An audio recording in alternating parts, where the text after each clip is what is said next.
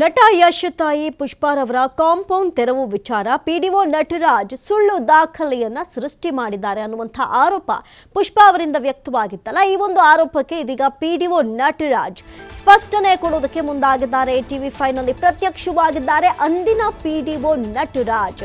ಟಿವಿ5 ನಲ್ಲಿ ವಿದ್ಯಾನಗರದ ಸೈಟ್ ವಿಚಾರವನ್ನ ಎಳೆಯಾಗಿ ಬಿಚ್ಚಿಟ್ಟಿದ್ದಾರೆ ಪಿಡಿಒ ನಟರಾಜ್. ಇನ್ನು ಗಮನಿಸಬಹುದು, ಪುಷ್ಪಾರವರು ನಿನ್ನೆಯಷ್ಟೇ ಆರೋಪವನ್ನ ಮಾಡಿದ್ರು. ಟಿವಿ5 ಎಕ್ಸ್ಕ್ಲೂಸಿವ್ ಆಗಿ ಈ ವಿಚಾರಕ್ಕೆ ಸಂಬಂಧಪಟ್ಟಂತೆ ನಿರಂತರವಾಗಿ ವರದಿಯನ್ನ ಕೂಡ ಬಿತ್ತರ ಮಾಡಿತ್ತು. ಆ ಒಂದು ಸಂದರ್ಭದಲ್ಲಿ 44 ವರ್ಷಗಳಿಂದ ಬರ್ದೇ ಇರೋರು ಈಗ ಯಾಕೆ ಬರ್ತಾ ಇದ್ದಾರೆ ಎನ್ನುವಂಥ ಆರೋಪ. ಒಂದು ಕಡೆ ಒಂದೇ ಸೈಟ್ಗೆ ಇಬ್ಬಿಬ್ಬರ ಮಾಲೀಕತ್ವ ಹೇಗೆ, ದಾಖಲೆಗಳನ್ನ ಮಾಡದಂಥ ಅಧಿಕಾರಿಗಳದ್ದೇ ಎಡವಟ್ಟಿರಬಹುದಾ ಅಥವಾ ಅಧಿಕಾರಿಗಳೇ ಹೀಗೆ ಮಾಡಿಬಿಟ್ರ ಅನ್ನುವಂಥ ಪ್ರಶ್ನೆಯನ್ನ ಎತ್ತಿದ್ರು. ಆ ಒಂದು ಸಂದರ್ಭದಲ್ಲಿ ಪಿಡಿಒ ಆಗಿದ್ದಂತಹ ನಟರಾಜ್ ಅವರ ಮೇಲೆ ಆರೋಪವನ್ನ ಮಾಡಿದ್ರು. ಸುಳ್ಳು ದಾಖಲೆಯನ್ನ ಸೃಷ್ಟಿ ಮಾಡಿ ಅವ್ರಿಗೂ ಕೊಟ್ಬಿಟ್ಟಿದ್ದಾರೆ, ನಮಗೂ ಕೊಟ್ಬಿಟ್ಟಿದ್ದಾರೆ ಅಂತ.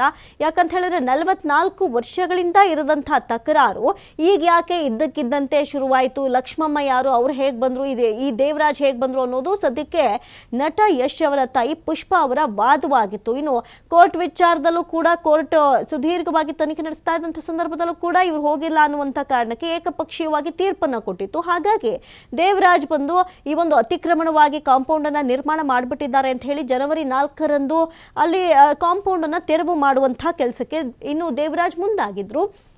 ಅಂದಿನಿಂದ ಶುರುವಾದಂಥ ಈ ಗಲಾಟೆ ಇಂದಿಗೂ ಮುಗಿಯುವಂಥ ಲಕ್ಷಣವೇ ಕಾಣಿಸ್ತಾ ಇಲ್ಲ. ದಿನಕ್ಕೊಂದು ಟ್ವಿಸ್ಟ್ ಅನ್ನು ಪಡೆದುಕೊಳ್ತಾ ಇದೆ, ದಿನಕ್ಕೊಂದು ಆರೋಪ ಪ್ರತ್ಯಾರೋಪ. ಬೀದಿಯಲ್ಲಿ ಹಾದಿ ರಂಪಾಟಕ್ಕೂ ಕೂಡ ಈ ಒಂದು ಸೈಟ್, ಈ 40/60 ಸೈಟ್ ಪ್ರಕರಣ ಏನಿದೆ ಅದು ಸಾಕ್ಷಿ ಆಗ್ಬಿಟ್ಟಿತ್ತು. ಹಾಗಾಗಿ ಇದರಲ್ಲಿ ಪಿಡಿಒ ನಟರಾಜ್ ಅವತ್ತಿನ ಅಧಿಕಾರಿಗಳೇ ಇಲ್ಲಿ ಸುಳ್ಳು ದಾಖಲೆಗಳನ್ನ ಸೃಷ್ಟಿ ಮಾಡಿಬಿಟ್ಟಿದ್ದಾರೆ, ಇವೆಲ್ಲವೂ ಕೂಡ ಸುಳ್ಳು ದಾಖಲೆಗಳು ಅಂತ ಹೇಳ್ತಾ ಇದ್ರು. ಯಾಕಂತ ಹೇಳಿದ್ರೆ ಒಂದೇ ಸೈಟ್ನ ವಿಚಾರವಾಗಿ ಇಬ್ಬರ ಬಳಿಯೂ ದಾಖಲೆಗಳಿದೆ, ಇಬ್ಬರ ಬಳಿಯೂ ಪತ್ರವಿದೆ. ಹಾಗಾಗಿ ಸದ್ಯಕ್ಕೆ ಟಿವಿ5 ನಲ್ಲಿ ನಟರಾಜ್ ಸ್ಪಷ್ಟನೆಯನ್ನ ಕೊಟ್ಟಿದ್ದಾರೆ.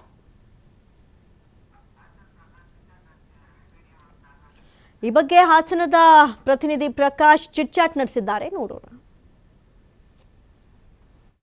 ಅಕ್ರಮವಾಗಿ ಕಾಂಪೌಂಡ್ ತೆರವು ಕಾರ್ಯಾಚರಣೆ ಅಂದ್ರೆ ಚಲನಚಿತ್ರ ನಟ ಯಶ್ ರವರ ತಾಯಿ ಪುಷ್ಪಾರವರ ಮೇಲೆ ಒಂದಿಷ್ಟು ಆರೋಪಗಳು ಕೂಡ ಕೇಳಿ ಬಂದಿತ್ತು. ಆರೋಪಕ್ಕೆ GPA ಹೋಲ್ಡರ್ ದೇವರಾಜು ಆಗಿರ್ಬೋದು, ಯಶ್ ತಾಯಿ ಪುಷ್ಪಾ ಆಗಿರ್ಬೋದು, ಆರೋಪಕ್ಕೆ ಪ್ರತ್ಯಾರೋಪಗಳು, ಉತ್ತರಗಳು ಇವೆಲ್ಲವೂ ಕೂಡ ಸಾಕಷ್ಟು ಆಗಿ ಹೋಗಿದೆ. ಪೊಲೀಸ್ ಠಾಣೆಯ ಮೆಟ್ಟಿಲೇರಿದೆ. ಜೊತೆಗೆ ನಿನ್ನೆ ಜಿಲ್ಲಾಧಿಕಾರಿಗಳ ಆವರಣವನ್ನು, ಕಚೇರಿಯ ಆವರಣವನ್ನು ಕೂಡ ತಲುಪಿದೆ. ಕೆಲವೊಂದು ಅಧಿಕಾರಿಗಳ ಮಾಹಿತಿಯ ಗಮನಕ್ಕೂ ಕೂಡ ಏನು ಆ ಜಾಗದ ವಿಚಾರವಾಗಿ ಹೋಗಿದೆ. ಒಂದು ಆರೋಪವನ್ನು ಮಾಡ್ತಾ ಇರುವಂತದ್ದು ನಟ ಯಶ್ ರವರ ತಾಯಿ ಪುಷ್ಪಾರವರು ಪಿಡಿಒ ನಟರಾಜ್ ರವರ ಮೇಲೆ ಒಂದು ಆರೋಪ ಮಾಡ್ತಾ ಇದ್ದಾರೆ. ಅಂದ್ರೆ ಸುಳ್ಳು ದಾಖಲೆಯ ಸೃಷ್ಟಿ ಮಾಡಿದ್ರ ಅನ್ನುವ ಆರೋಪವನ್ನ ಈಗ ಸದ್ಯಕ್ಕೆ ಮಾಡ್ತಾ ಇರುವಂತದ್ದು. ಈಗ ನಮ್ಮ ಜೊತೆಗೆ ಟಿವಿ5 ಜೊತೆಗೆ ಸ್ವತಃ ಅವತ್ತಿನ ಅಂದಿನ ಸತ್ಯಮಂಗಲ ಪಿಡಿಒ ಆಗಿದ್ದಂತಹ ನಟರಾಜ್ ರವರು ನಮ್ಮ ಜೊತೆಗಿದ್ದಾರೆ. ಟಿವಿ5 ಜೊತೆ ಅಂದ್ರೆ ಏನೆಲ್ಲ ಆಯ್ತು, ಹೇಗೆ ಹಂಚ್ಕೊಳ್ತಾರೆ ಅನ್ನೋದನ್ನ ಕಾದ್ ನೋಡೋಣ. ಅಲ್ಲ, ನಮ್ಮ ಜೊತೆ ಇದ್ದಾರೆ, ಅವ್ರನ್ನ ಕೇಳೋಣ. ಜೊತೆಗೆ ಅವ್ರ ಆರೋಪಕ್ಕೆ ಏನು ಉತ್ತರ ಕೊಡ್ತಾರೆ ಅನ್ನೋದನ್ನ ನೋಡೋಣ. ಸರ್, ಈಗ ಒಂದು ಯಶ್ ರವರ ತಾಯಿ ಪುಷ್ಪಾರವರು ನಿಮ್ಮ ಮೇಲೆ ಒಂದು ಆರೋಪ ಮಾಡ್ತಾ ಇದ್ದಾರೆ ಸರ್. ಈ ರೀತಿ ಹಿಂದೆ ಪಿಡಿಒ ಆಗಿದ್ರು ಸತ್ಯಮಂಗಲ ಗ್ರಾಮ ಪಂಚಾಯತಿಲಿ, ಅವರು ಸುಳ್ಳು ದಾಖಲೆಯನ್ನ ಸೃಷ್ಟಿ ಮಾಡಿದ್ದಾರೆ ಅನ್ನುವ ಆರೋಪವನ್ನು ಮಾಡ್ತಾ ಇದ್ದಾರೆ ಸರ್. ಈಗ ಆಕ್ಚುಲಿ ನೀವು ಎಲ್ಲಿ ಪಿಡಿಒ ಆಗಿದ್ರಿ, ಆ ಆರೋಪಕ್ಕೆ ಏನು ಉತ್ತರ ಕೊಡ್ತೀರಿ ಸರ್? ಸರ್, ಈಗ ಆಲ್ರೆಡಿ ನಾನು ಈ ವಿಷಯನ ಟಿವಿಲಿ ಮತ್ತೆ ಎಲ್ಲ ಫೇಸ್ಬುಕ್ಕು ಮತ್ತೆ ಟೆಲಿಗ್ರಾಮಲ್ಲಿ ಎಲ್ಲ ಕಡೆ ನಾನು ಈ ವಿಷಯನ ನೋಡ್ತಾ ಇದ್ದೀನಿ. ನನಗೆ ಮಾನಸಿಕವಾಗಿ ತುಂಬಾ ಆಘಾತ ಆಗಿದೆ. ಮತ್ತೆ ನಾನೇನಾದ್ರೂ ತಪ್ಪು ಮಾಡಿದ್ರೆ ಅವರಿಗೆ ನೇರವಾಗಿ ನನ್ನ ಮೇಲಧಿಕಾರಿಗಳಿಗೆ ಅಥವಾ ಸಂಬಂಧಪಟ್ಟ ಯಾವುದೇ ಪ್ರಾಧಿಕಾರಕ್ಕೆ ದೂರು ಕೊಡಿ ಅಂತ ಈಗ ಆಲ್ರೆಡಿ ನಿಮಗೆ ಹೇಳಿಕೆನ ಕೊಟ್ಟಿದ್ದೆ. ಅವರು ಆ ರೀತಿ ಒಂದು ಹೇಳಿಕೆನ ಕೊಡದಲೆ ಸುಮ್ಮನೆ ಮಾಧ್ಯಮದ ಮುಂದೆ ಅಥವಾ ಇನ್ನು ಬೇರೆ ಒಂದು ಪಬ್ಲಿಕ್ ಆಗಿ ನನ್ನ ಹೆಸರನ್ನ ಯಾವುದೇ ದಾಖಲೆ, ನಾನು ಹೇಳ್ತಾ ಇಲ್ವಾ, ಯಾವುದಾದ್ರೂ ಒಂದು ದಾಖಲೆನ ನನ್ನ ಅವಧಿಯಲ್ಲಿ ಇಶ್ಯೂ ಮಾಡಿದ್ರೆ ಅವರು ಸಂಬಂಧಪಟ್ಟ ಪ್ರಾಧಿಕಾರಕ್ಕೆ ದೂರು ಕೊಡ್ಲಿ, ಅಥವಾ ನನ್ನ ಅವಧಿಯಲ್ಲಿ ಈ ತರ ಸೈನ್ ಮಾಡಿದ್ದಾನೆ ಅಂತ ನಿಮ್ಗಾದ್ರೂ ಕೊಡ್ಲಿ ಅಂತ ನಾನು ಅಂಗಲಾಚಿ ಬೇಡ್ಕೊಟ್ಟೆ. ಅವತ್ತು ನಿಮ್ಮ ಹತ್ರನೇ ಟಿವಿ5 ಅಲ್ಲೇ ನೇರವಾಗಿ ಮಾತಾಡಿದ್ದೀನಿ. ಆದ್ರೂ ಸಹ ಆ ದಾಖಲೆಗಳನ್ನ ಕೊಡ್ತಾ ಇಲ್ಲ. ಅದು ಯಾವ ಕಾರಣಕ್ಕೆ, ಯಾವ ಒಂದು ಹಿನ್ನೆಲೆ ಇಟ್ಕೊಂಡು ಈ ರೀತಿ ಅದನ್ನ ಮಾತಾಡ್ತಾ ಇದ್ದಾರೋ ನನಗೆ ಗೊತ್ತಿಲ್ಲ ಸರ್. ಈಗ ಒಂದು ಹೇಳ್ತಾ ಇದ್ದಾರೆ, ಒಂದು ಒರಿಜಿನಲ್, ಇನ್ನೊಂದು ಡೂಪ್ಲಿಕೇಟ್ ಅನ್ನ ಆರೋಪವನ್ನು ಕೂಡ ಮಾಡ್ತಾ ಇದ್ದಾರೆ ಸರ್. ಹಾಗಾದ್ರೆ ಒರಿಜಿನಲ್ ಯಾವುದು, ಡೂಪ್ಲಿಕೇಟ್ ಯಾವುದು ಅಂತ? ಸರ್, ನನಗೆ ನನ್ನ ಅವಧಿಯಲ್ಲಿ ನಾನು ಯಾವುದೇ ಕೆಲಸನ ಅದಕ್ಕೆ ಸಂಬಂಧಪಟ್ಟ ಹಾಗೆ ಮಾಡಿಲ್ಲ. ಇನ್ನೊಂದು, ನಾನು ಹಾಸನ ಜಿಲ್ಲಾ ಪಿಡಿಒ ಅಸೋಸಿಯೇಷನ್ 2 ಬಾರಿ ಅಧ್ಯಕ್ಷನಾಗಿ ಕೆಲಸ ಮಾಡಿದ್ದೆ.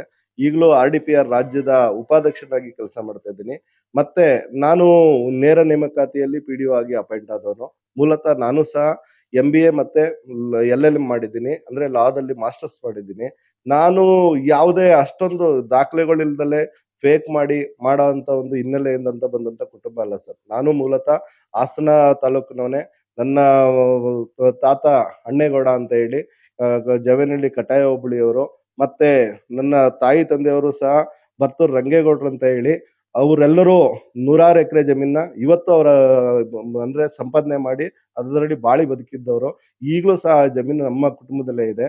ನಾವು ಸರ್ಕಾರಿ ನೌಕರ ಆದ ತಕ್ಷಣ ಏನೋ ನಮ್ಗೆ ಹಿನ್ನೆಲೆ ಇರಲ್ಲ, ನಾವು ಕಳ್ಳರು, ನಾವೇನೋ ಡಾಕ್ಯುಮೆಂಟ್ನ ಫೇಕ್ ಮಾಡ್ತೀವಿ ಅಂತ ಹೇಳಿ ಇವರು ತುಂಬಾ ಕೇವಲವಾಗಿ ಮಾತಾಡ್ತಿದ್ದಾರೆ. ಒಬ್ರು ಸೆಲೆಬ್ರಿಟಿ ತಾಯಿ ಅನ್ನೋದನ್ನು ಮರೆತು, ಅಥವಾ ಅವ್ರಿಗೆ ಆ ಒಂದು ಪರಿಜ್ಞಾನನೂ ಇಲ್ವೋ ಗೊತ್ತಿಲ್ಲ. ಆ ತರ ಒಂದು ತುಂಬಾ ಕೀಳು ಮಟ್ಟದಲ್ಲಿ ಮಾತಾಡ್ತಿದ್ದಾರೆ. ಅವ್ರಿಗೆ ಈಗಲೂ ನಾನು ಓಪನ್ ಆಗಿ ಚಾಲೆಂಜ್ ಮಾಡ್ತೀನಿ. ನಾನೊಬ್ಬ PDO ಸಂಘದಲ್ಲಿ ಇಷ್ಟು ಒಂದು ಸುಮಾರು 2 ಬಾರಿ ಜಿಲ್ಲಾ ಸಂಘದ ಅಧ್ಯಕ್ಷ ಆಗಿದ್ದೀನಿ. RDPR ಅಲ್ಲಿ ಈಗಲೂ ಆಕ್ಟಿವ್ ಉಪಾಧ್ಯಕ್ಷ ಆಗಿ ಕೆಲಸ ಮಾಡ್ತಾ ಇದ್ದೀನಿ.